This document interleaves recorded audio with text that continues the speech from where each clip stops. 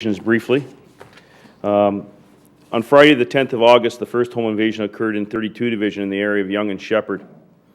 It was shortly after 10 in the morning in a residential neighborhood where a lady, a 49-year-old victim, answered the door.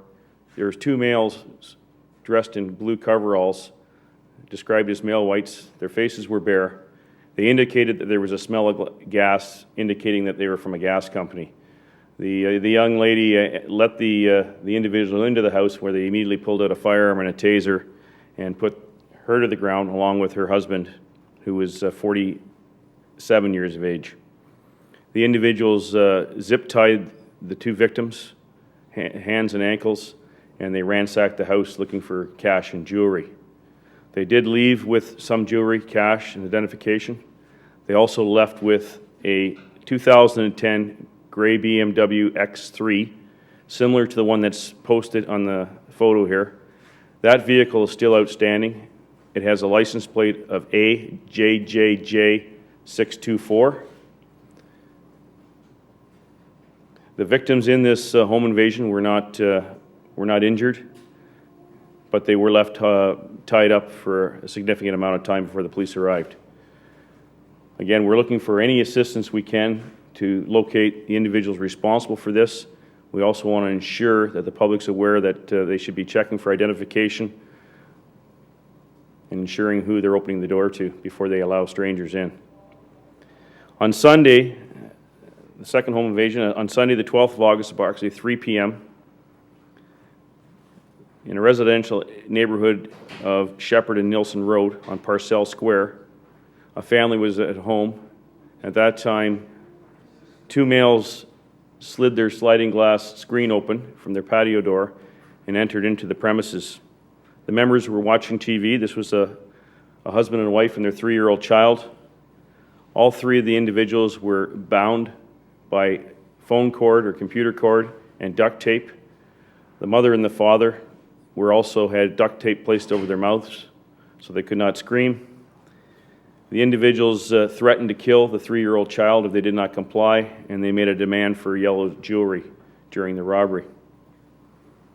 The individuals in this robbery were both described as male white, in their 30s, one taller, one shorter. The shorter one has a heavier build, the taller one was a slimming build. Both these individuals wore latex-type gloves and masks concealing their face. The third robbery occurred on Tuesday, the 14th of August at 1:30 p.m. in the afternoon at 25 Cougar Court, which is the Markham and Eglinton area. It's a high-rise building.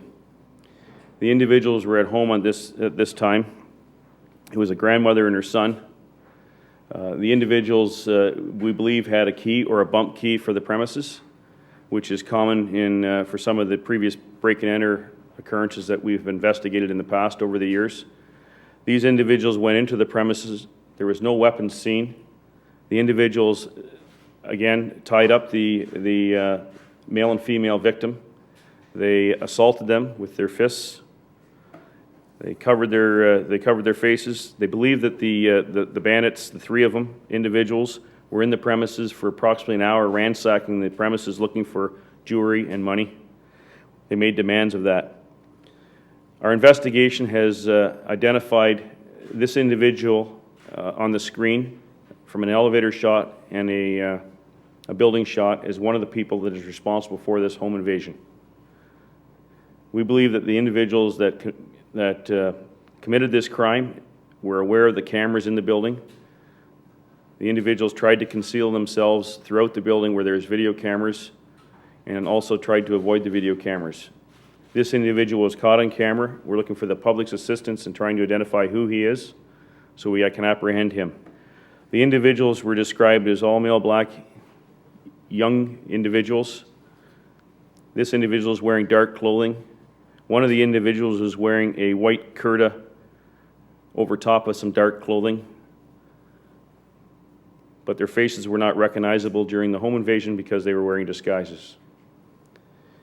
The Toronto Police concern is all three of these home invasions occurred within the last week, all in the middle of the day, all while people are at home. So we want to make sure the public that reside in the area of these home invasions are aware of what's taking place. I want the public to understand that they should be vigilant. If you see strangers in neighbors' backyards, to contact the police. Strangers with faces disguised in hallways, to contact the police. And if there's anybody out in the public that has any information on any of these 3 home invasions, to please contact Crime Stoppers of the Toronto Police. Questions? Do you think that any of them are connected? There is so many dissimilarities between these home invasions that at this point in time, they do not seem to be connected whatsoever, and there doesn't seem to be any reason to be targeting these individuals. They're not what we believe to be victims of circumstances. They don't seem to be people that are involved in criminal activity. They seem to be, for all intents and purposes, just normal individuals that go about their business and were targeted by these bandits.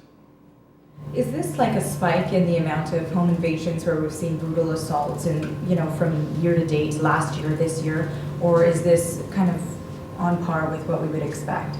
Our home invasions compared, the hold-up squad investigates all home invasions with weapons, and right now we are at the same number of home invasions this year as we were last year, and that's approximately 53.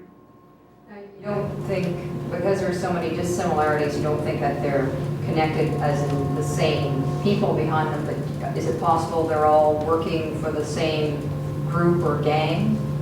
Well, there's a stream of possibilities, but the MOs are so, other than that it's during daylight hours in residential homes, there's so many different similarities and descriptions with the faces covered, not covered, different in description, being male black for some, male white for others, age difference. So there is some huge discrepancies in descriptions between them to link them. And there's also some things I'm not telling you about that in what they say and what they're making their demands. But for 3 home invasions in a week, where the bandits are actually zip tying and duct taping the victims, to me that's very unusual. And so we want to bring it to the public's attention to be sure they're vigilant around what's going on around them. So more of an indication that these criminals are becoming more bold? Well, in the last week they certainly have. Any other questions? So what would you say then to homeowners?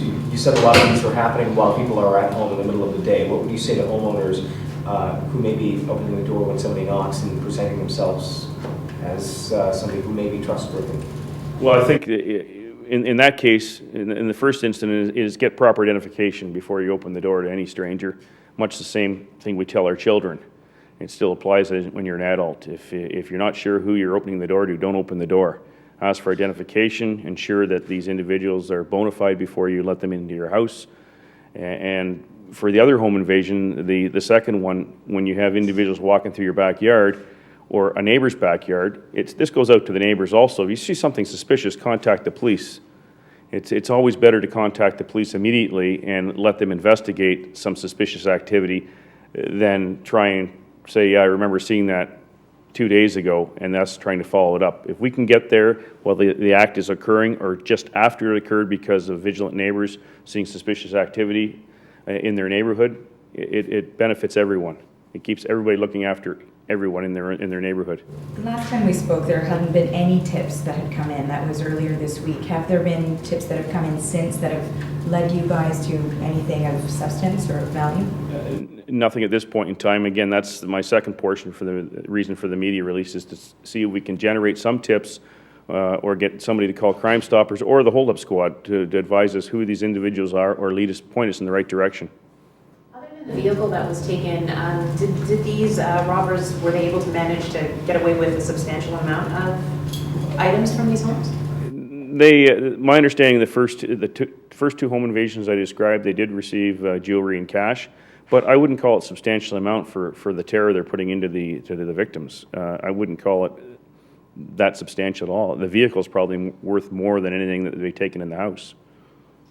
Just a clarification, in all 3 incidents, were there firearms, or was that only in the first 2? First 2. The first one had a firearm and a taser, and the second one had a firearm, and the third one had no weapons whatsoever, which, in my investigative hunch, believes that these guys may be committing break-and-enters in the neighborhood just because of the way they entered the premises.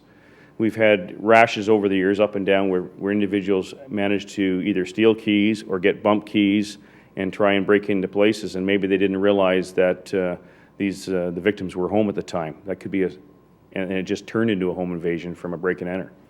Does it look like you said maybe they don't realize they're home in time, but they come with something to tie people up with? Do they come with the duct tape? Are they prepared that way? Yes, and somewhat they are prepared that way, but again, they may very well be prepared for the unexpected. In the Cougar Court incident, you said it was a grandmother and son? Grandson. A grandmother and grandson. Yes. Any ages that you can give us there? 64-year-old grandmother and a 22-year-old grandson. Any other questions? And again, in that last one, were they tied up? Yes. They were, with duct tape? Yes. You typically